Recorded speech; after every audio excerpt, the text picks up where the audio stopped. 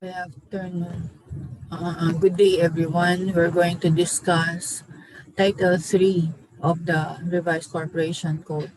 Although hindi naman masyadong nag-affect ito sa accounting, pero I might as well discuss or browse over these provisions on the Revised Corporation Code para may idea kayo. So the board of directors, trustees, and officers. So sabi ko kanina sa previous lesson, yung board of directors para sa stock corporation. Yung trustees, board of trustees para sa non-stock corporation. So section 2 talks about the qualification and term of the members of the board of directors. Ang tawag dun sa grupo, board. Yung bawat member, board member. Yung member noong board ay board member or director. Directors shall be elected. Directors ang tawag pagka stock corporation. Trustees kapag ka non-stock. So directors are elected for a term of 1 year among stockholders registered with the corporation's book. So each director, ang director, 1 year lang, while trustees shall be elected for a term of 3 years, not exceeding 3 years. So mas mahaba yung term ng trustee kaysa director. Each director and trustee shall hold office until the successor is elected and qualified. So kung wala pang na-elect, siya muna yung mag-hold ng position.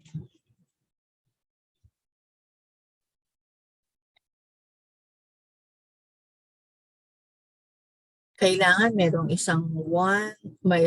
one share of stock ang director.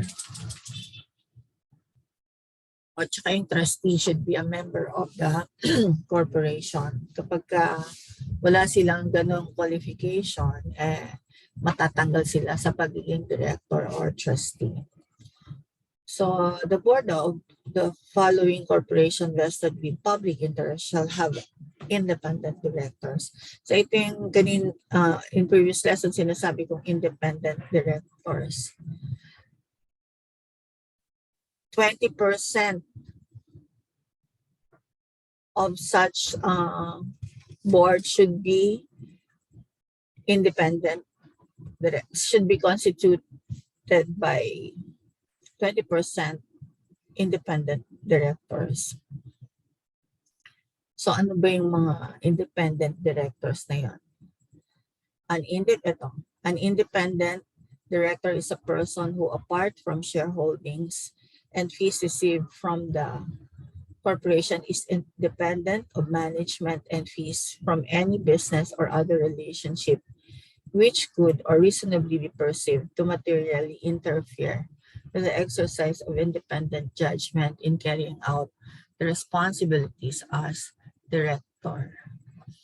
Independent directors must be elected by the shareholders present or entitled to vote in absentia during the election of directors. Independent directors shall be subject to rules and regulation governing their qualifications, disqualifications, voting requirements, duration of term and term limit, maximum number of board memberships, and other requirements that the Commission will prescribe to strengthen their independence and align with international best practices. So yun yung independent director. Wala siyang ibang activity kundi shareholder lang siya and he received fees as director. So wala siyang ibang minamanage na business or wala siyang ibang wala siyang ibang relationship in other businesses that would interfere with his judgment in deciding or in making a decision or opinion about the corporation. So 20% daw ng director should be independent director. So pwedeng merong director na na may other interests o may ibang interest na pwedeng maka-apekto, pero kailangan merong independent directors na 20% ng board. So ito. The other provision is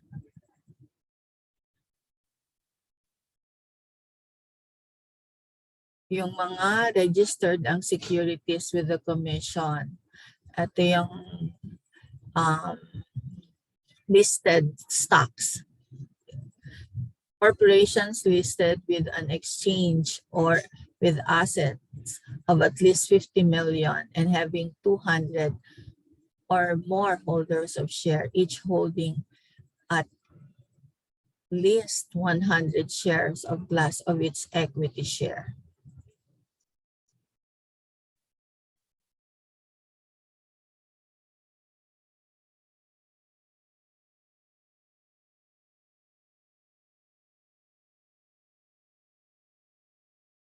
Ito yung mga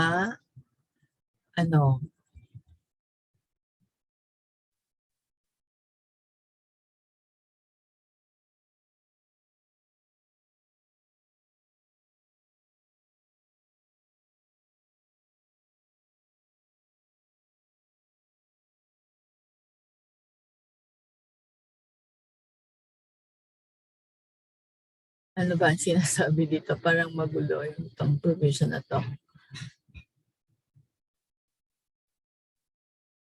Okay. The board of the following corporation vested with public interest shall have independent directors. So ito lang naman, itong corporation na to na sinasabi na listed with an asset of at least 50 million, minimum yung 50 million.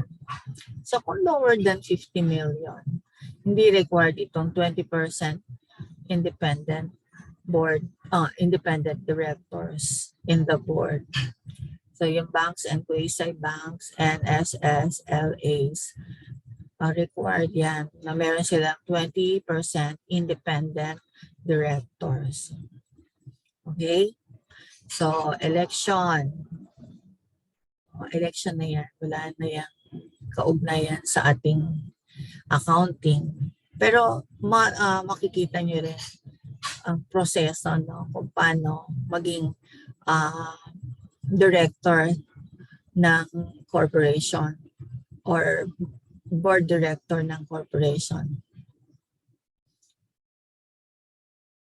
And ito lang yung inad nila sa bago, no? Pwede yung election by voting by in absentia.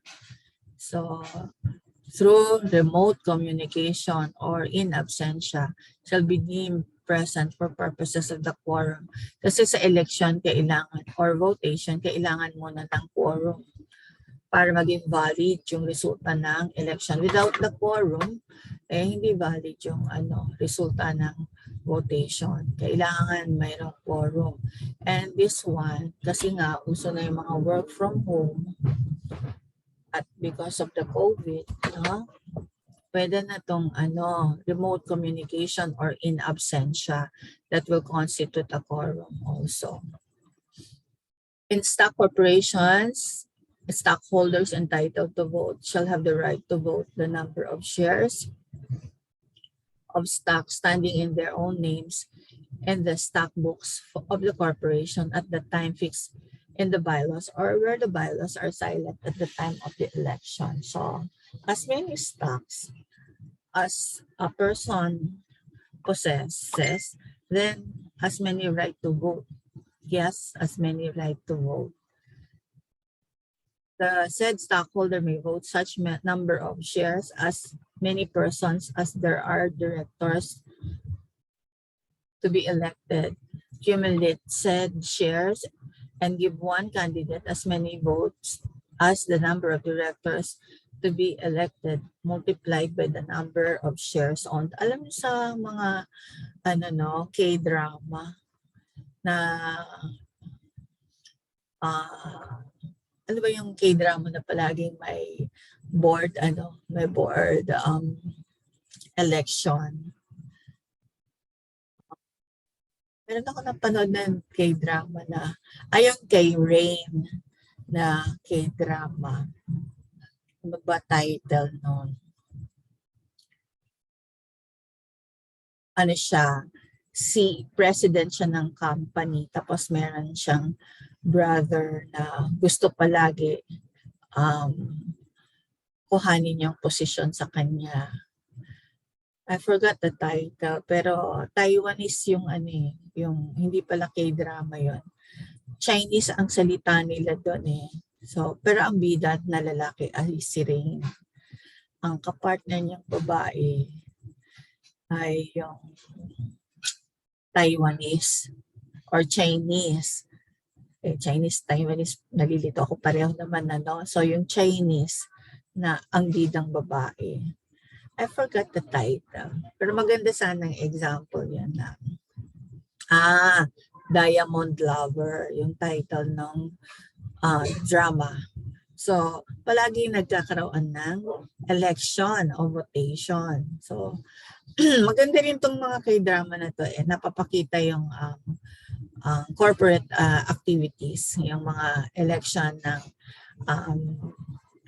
ng mga board election ng mga directors for a certain corporate act. Okay? Ano pa ba? So, ito yung mga qualification. This is just a reading matter, no? Wala namang masyadong Okay, so election and then corporate officers. So yung corporate officers, ito, yung merong president who must be a director. So ang president must be a director. Di ba ang director must be a holder of share. So kailangan shareholder siya. Para hindi magiging director siya. Kapag director siya, pwede siyang maging president. A treasurer who must be a resident. A secretary who must be a citizen and resident of the Philippines. So yung treasurer doesn't have to be a citizen. He must only be a resident. A secretary who must be a citizen and resident of the Philippines. And such other officers as may be provided in the bylaws.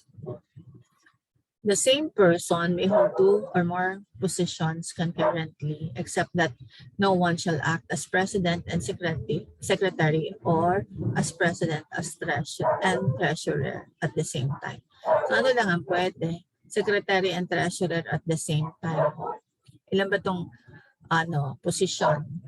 President, treasurer, secretary. O pwede yung auditor. Kunyari, magkakaroon sila ng auditor o other positions. So, okay. Report of elections of the trustees. So, yan yung mga provision. Okay. We're not going to discuss much of the election because we're not interested in that in accounting. Pero, maganda rin alam nyo. So, Section 26 disqualification.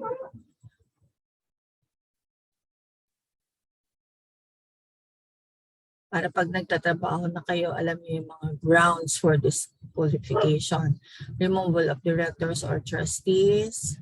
So, tinutur ko lang kayo sa revised corporation code para alam nyo kung saan natin kinukuha yung ibang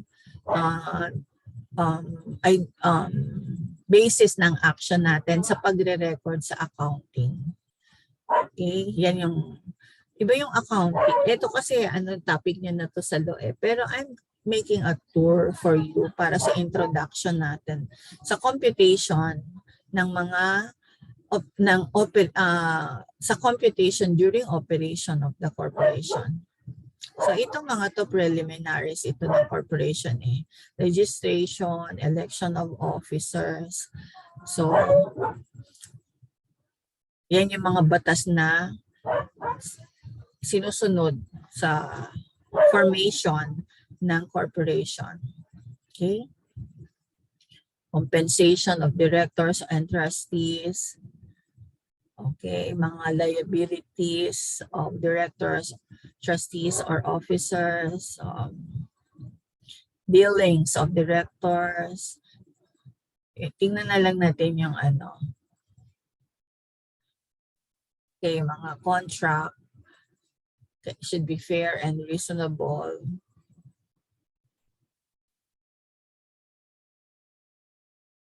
Kasi pag-aaralan niyo yan sa law. So, I'm just making a tour. Disloyalty of the director, executive management, and other special committees. Powers of the corporation. Ito, maganda to. Kasi sa pag-operate, kailangan mo if within the power ba yan or ultra vires act ba yan ng mga board members or directors. Every corporation incorporated has the power and capacity to sue and be sued in its corporate name. So, yun yung isang capacity na to sue and be sued. To have perpetual existence unless the certificate of incorporation provides otherwise. To adopt and use a corporate seal. To amend its articles of incorporation in accordance with the provisions of the Corporation Code. To adopt bylaws not contrary to law, morals, or public policy, and to amend or repeal the same in accordance with this code. In case of a stock corporation, to issue or sell stocks to subscribers and to sell treasury stocks in accordance with the provisions of the revised Corporation Code, and to admit members to the corporation if it be a non-stock corporation. So, pagka non-stock, to admit members. Pag-stock, to issue or sell stock to subscribers. Now, to purchase, receive, take or grant, hold, convey, sell, lease, pledge, mortgage, and otherwise deal with such real and personal property, including securities and bonds of other corporations, as a transaction of the lawful business of the corporation may reasonably and necessarily require, subject to the limitations prescribed by law and the Constitution. So ito na yun. Ito na yung operation niya. Bibili siya.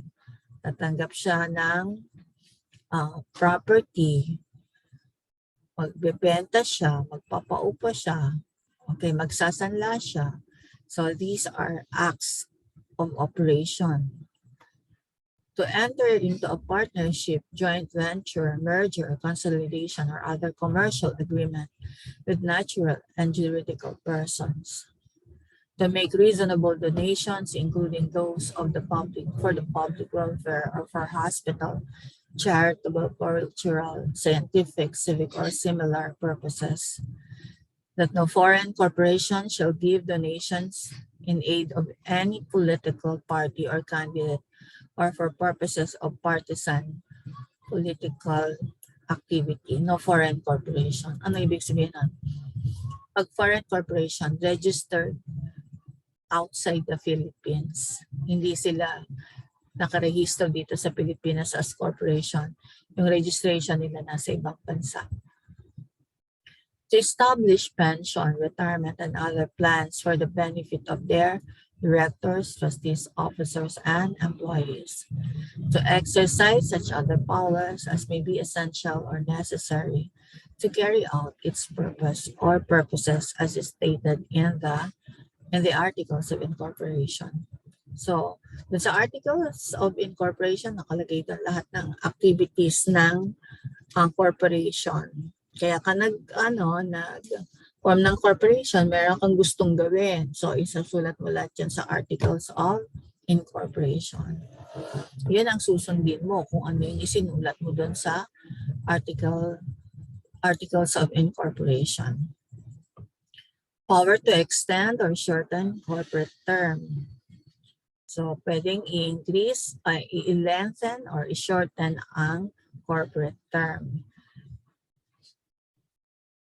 Kailangan lang ng approval ng majority, dalawang requirement, approved by a majority vote of the board of directors and ratified at the meeting of the stockholders or members representing at least 2/3 of the outstanding capital stock or of its members. So, 2/3 ng capital stock, outstanding capital stock. So, kung yung isang stockholder, 2/3 na yung hawak niya, siya na lang yung boboto. So, or kunyari, marami yung, basta 2/3 ng outstanding capital stock, hindi natin malaman kung ilan ang may hawak niyang stock na stockholders. And so, pero sa members, 2/3 of the members. So, mabibilang mo yung tao. Alam mo na yung tao. Pero dito sa sa stock corporation, ang binabasihan yung stockholders representing 2/3 of the outstanding capital stock. Doon sa sa non-stock, 2/3 of the members of the non-stock corporation, or now 2/3 of the, yung isa, majority ng board of directors or trustees. Yung pangalawang kailangan ay yung ma-ratify yung boto ng majority ng 2/3 ng members representing 2/3 of the outstanding capital stock or 2/3 members of the non-stock corporation. Okay. Kailangan may notice ang mga stockholders. Ito yung election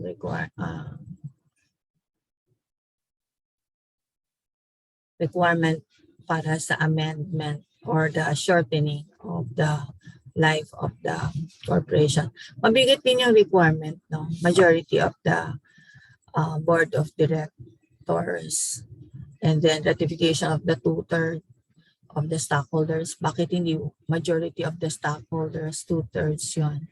Kasi i-shorten yung life. Kaya ka nag-create ng negosyo, di ba? Sa you expect perpetuity, di ba? Pag naghanap buhay ka, gusto mo tuloy-tuloy, huwag hihinto hanggat kaya.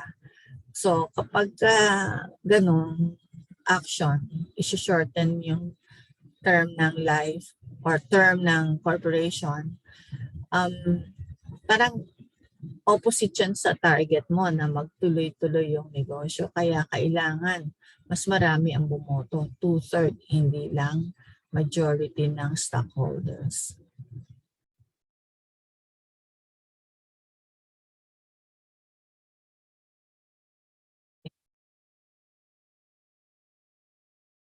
Ito yung mga requirements pagka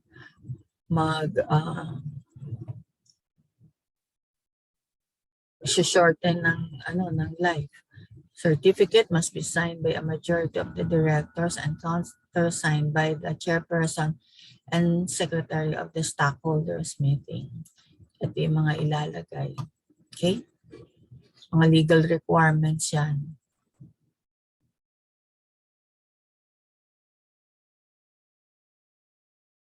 Any increase or decrease in capital stock. Kasi, di ba, pag nag-create ka ng corporation, magpapa-authorize ka ng capital stock mo dun sa articles of incorporation mo. Kaya ka nagpapa-register sa SEC para ma-approve yung authorized capital stock mo. Ngayon, gusto mong baguhin yung nakalagay sa Articles of Incorporation na authorized capital stock mo. So inform mo yung Securities and Exchange Commission. So you have to apply with the commission for the increase or decrease of the capital stock. Okay? Ito, merong requirement. Copies of the certificate shall be kept on file in the office of the corporation and filed with the commission and attached to the original articles of incorporation.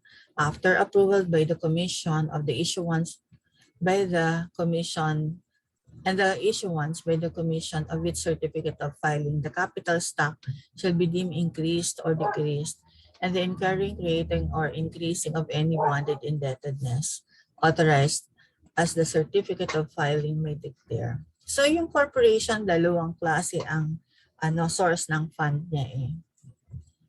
Shares of stock at saka bonds. Pwede siya mag-issue ng bonds. Pag shares of stock ang in-issue niya, yung makakabili nun ay owner. Pag bond naman ang binili from the corporation, yung nakabili ang tawag doon ay creditor. Pwedeng gawin pareho ng ng isang corporation kung kailangan niya ng fund for the operation, pero kailangan may approval ng Securities and Exchange Commission. So nag-i-issue ng panibagong certificate ang SEC for the increased stock or for the issuance of bonded indebtedness or bonds. Okay?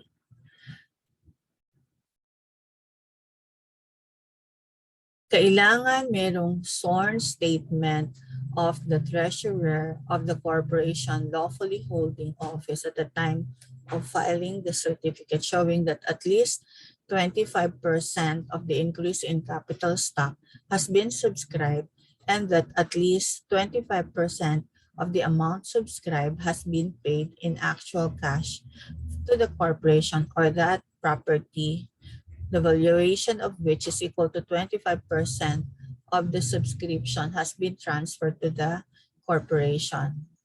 Provided further that no decrease in capital stock shall be approved by the commission if its effect shall prejudice the rights of the corporate creditor. So, mas mahirap magpa-decrease ng capital stock kaysa magpa-increase ng capital stock.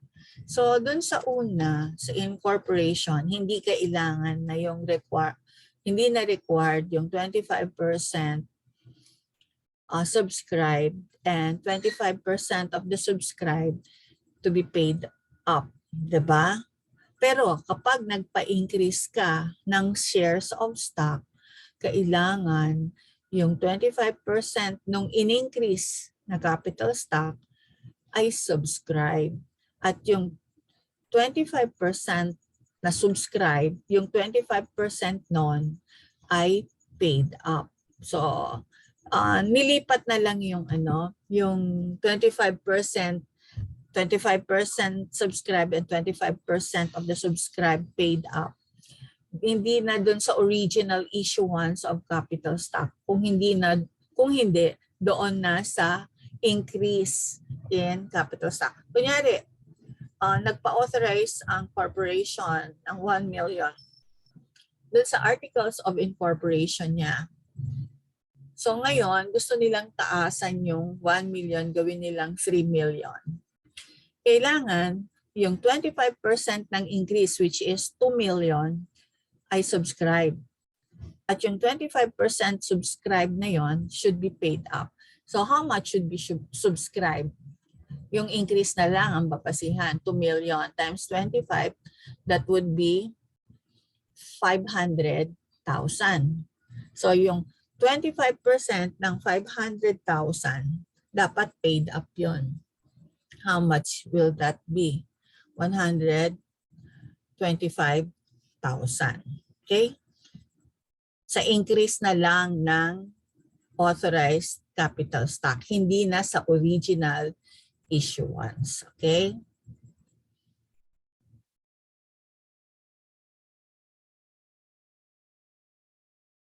Power to deny preemptive right.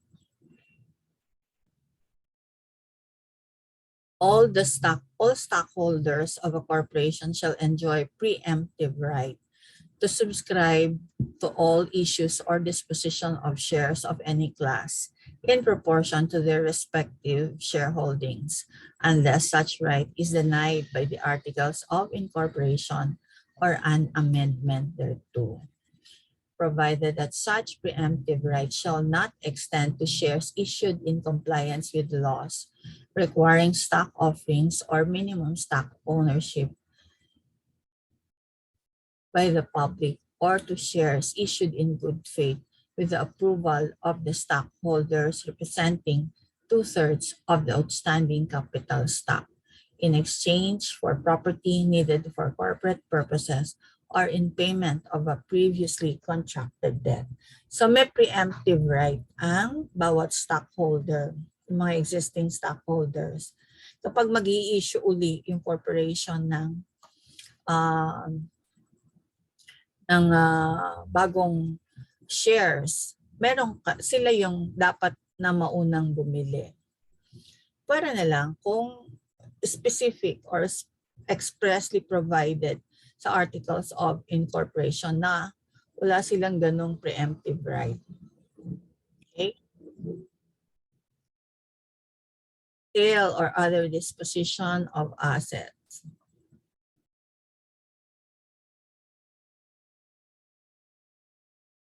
Tingnan niyo dito, by a majority vote lang. Hindi pala to, sa directors pa rin pala. Pagka directors, majority vote lang. Usually. Majority vote. Ito yung ordinary acts of a corporation. Parang tao lang siya. Sell, lease, exchange. So normal activities lang to ng isang tao. So majority vote of directors and trustees. A sale of all or substantially all of the corporation's properties and assets, including its goodwill, must be authorized by the vote of stockholders representing at least two-thirds of the outstanding capital stock or at least two-thirds of the members in a stockholders meeting duly called for the purpose. So, ito kasing nasa una, ordinary selling lang yon or ordinary sale. Pero kapag majority na or substantial na yung asset ng corporation ang binibenta, kailangan na ng ratification ng two-thirds ng outstanding capital stockholders. Pero kung ordinary lang, hindi kailangan tong ratification na to. Pero kung substantial or all, then that requires ratification from the stockholders.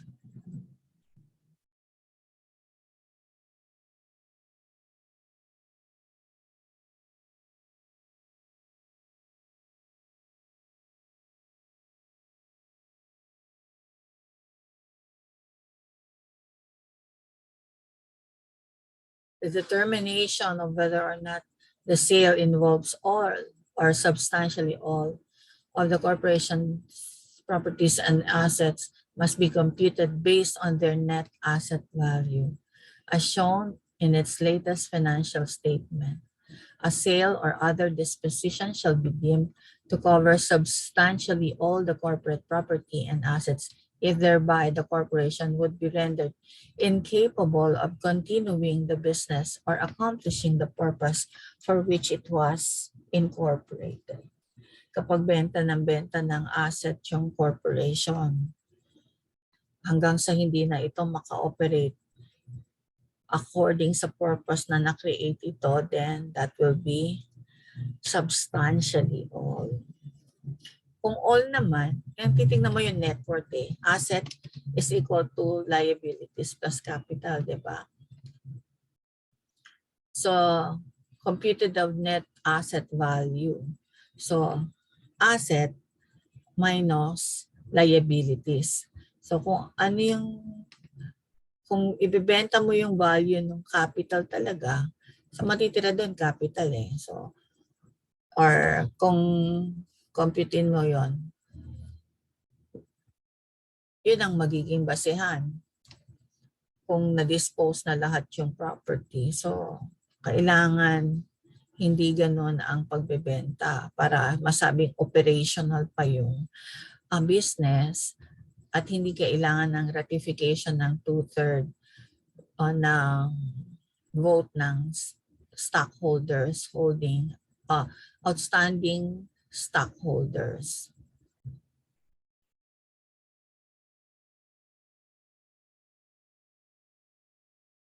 Okay?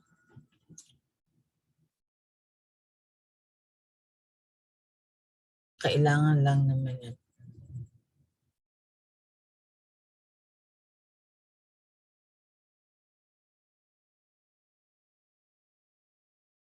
Yung mga powers ng corporation. So, you did that for purposes of knowing the law. Ito yung power.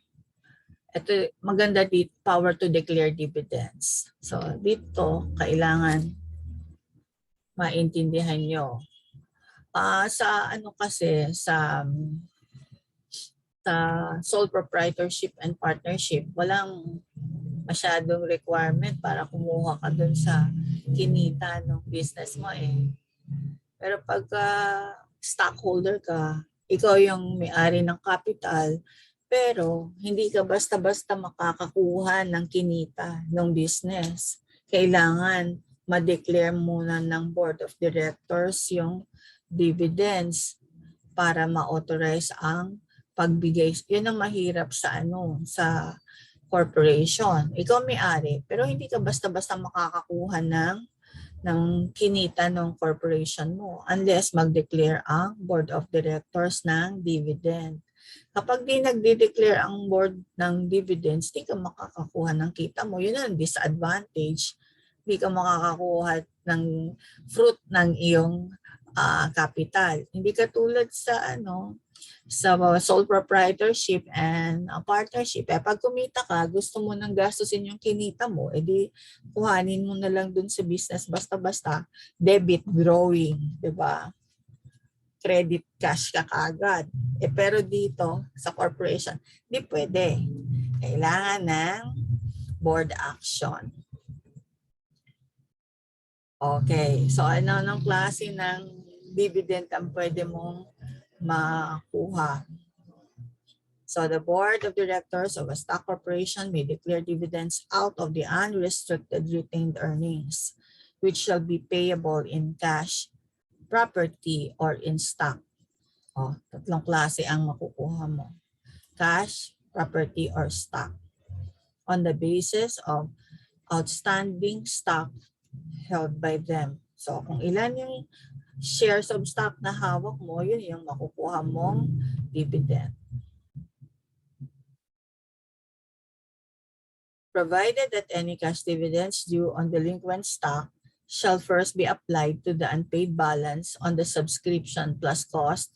And ito, tandaan nyo to. Kasi may mga delinquent stocks. Ibig sabihin, nag-subscribe pero hindi fully paid.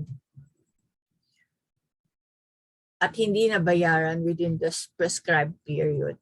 So ang tawag doon ay delinquent. So kahit na delinquent yung stock, mag-earn pa rin siya ng cash dividend. Kaya lang, i-apply muna yon sa unpaid balance on the subscription plus cost and expenses. While stock dividends shall be withheld from the delinquent stockholders until their unpaid subscription is fully paid. So kung property at saka cash yan, i-apply muna dun sa delinquent plus cost and expenses. Delinquency plus cost and expenses. Okay? provided that no stock dividend shall be issued without the approval of the stockholders representing 2/3. Okay. Stock corporations are prohibited from retaining surplus profits in excess of 100% of their capital stock, paid in capital stock. Meron ba ring similar provision ito dito? So, pero hindi naman siya naka-highlight. So, it should be in other sections. Huh? So, 100% of their paid-in capital stock. So, kung ang retained earnings ay more than 100% of the paid-in capital stock, yung excess doon sa 100% na yun, hindi pwedeng hindi i-distribute as dividend. Hindi mo pwedeng i-retain as dividend. Hindi mo pwedeng i-retain at huwag ka mag-declare ng dividend. Except when justified by definite corporate expansion project. O yan. Ito yung mga grounds na pwede kang mag-exceed sa 100% ng paid-in capital mo at ang corporation ay hindi mag-declare ng dividend. Okay? Yan, ABC. Justified by a definite corporate expansion. Kung may expansion, hindi mo na magbibigay ng dividend. When prohibited under a loan agreement. Siyempre nga naman, meron kang loan. Tapos declare dividend, baka di ka na makabayad ng loan. Okay? When it can be clearly shown that retention is necessary under special circumstances obtaining in the corporation, as when there is a need for a special reserve for probable contingencies. So kung merong inaabangan ng corporation na pwede silang kumita na mas malaki at kailangan nila ng mas malaking puhunan, pwede mo nang hindi mag-declare ng dividends. Okay? Power to enter into management contract. No corporation shall conclude management contract with another corporation unless such contract is approved by the board of directors and stockholders owning at least the majority of the outstanding capital.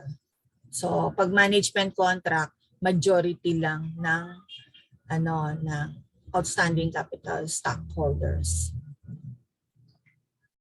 or majority ng members of non-stock corporation. Okay, maraming proviso. May natatandaan pa kayo sa diniscuss ko? Masyadong malawak, no? Pero yun lang naman yung mga importante. No management contract shall be entered into for a period longer than 5 years for any one term. Okay. Ito yung Ultra-Virus Act of Corporation or Ultra-Virus Acts of Corporation. No corporation shall possess or exercise corporate powers other than those conferred by this code or by its articles of incorporation, and except as necessary or incidental to the exercise of the powers conferred. So very strict ang corporation, no? Hindi lahat pwedeng gawin. Kailangan nandun sa articles of incorporation or nandito sa code or inapprove ng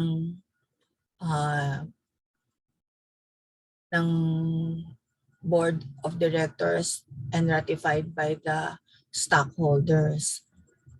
So Yun lang din ang isa sa mga disadvantages ng corporation, yung management, no? Hindi ka basta-basta makakakilos. Kailangan ng approval. At saka, sakop ka palagi ng batas. Kailangan may batas na nag-aalaw sa'yo na gumawa niyan. Or necessary yan sa operation mo. Otherwise, hindi mo magagawa. Sa bylaws. Ito yung bylaws kung paano mag-relate ang corporation sa mga stockholders at sa mga directors. So, parang ano yan, yung contract. Ito gagawin ko, ito ang gagawin mo. Yan yung mag-guide sa mga members and directors at stockholders. Okay? Content of the bylaws.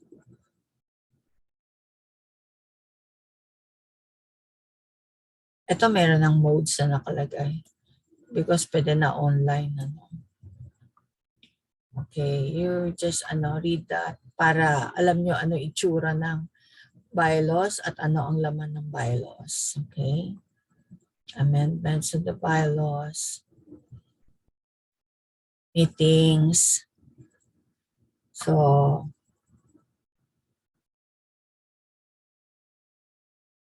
April 15 of every year kapag hindi nakalagay sa bylaws. Daming requirement, no? Pag corporation. Kasi yung batas yung nagpapa-under sa corporation eh. So, susundin mo yung batas. Hindi katulad ng sole proprietorship tsaka ng partnership eh. Yung whims and caprices lang ng according to how the owner see the market. Basta legal or lawful yung object ng transaction. Pero pag dito sa corporation, ang dami mong isasaalang-alang. Marami kang papipirmahing tao for approval. Okay?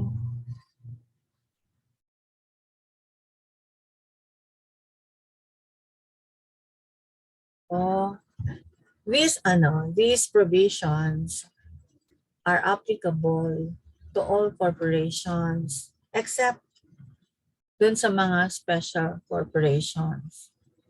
No? Ito may quorum of meetings, there's regular special meetings. Let's go to the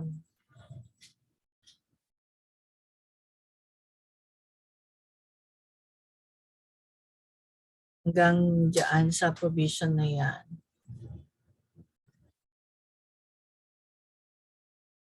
Tingnan yan. Okay. Lahat yan para sa corporation, ordinary corporations. Kasi may mga special corporations mamaya. So, mamaya na natin discussion. Although, na-introduce ko na ito yung mga batas para sa mga ordinary corporations.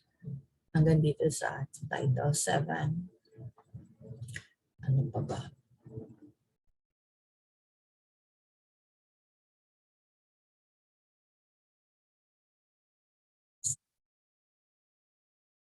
Apa pa rin yung discussion dito, no?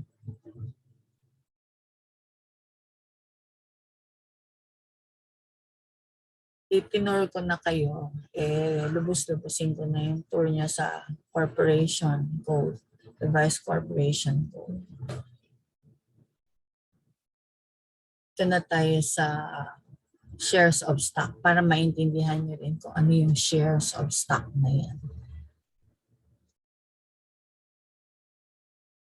Stocks and stockholders. Pero delay na muna natin yung discussion dito. Pahinga muna tayo para huwag kayong dito sa topic na to. We'll go to this, to the discussion of this on the next video.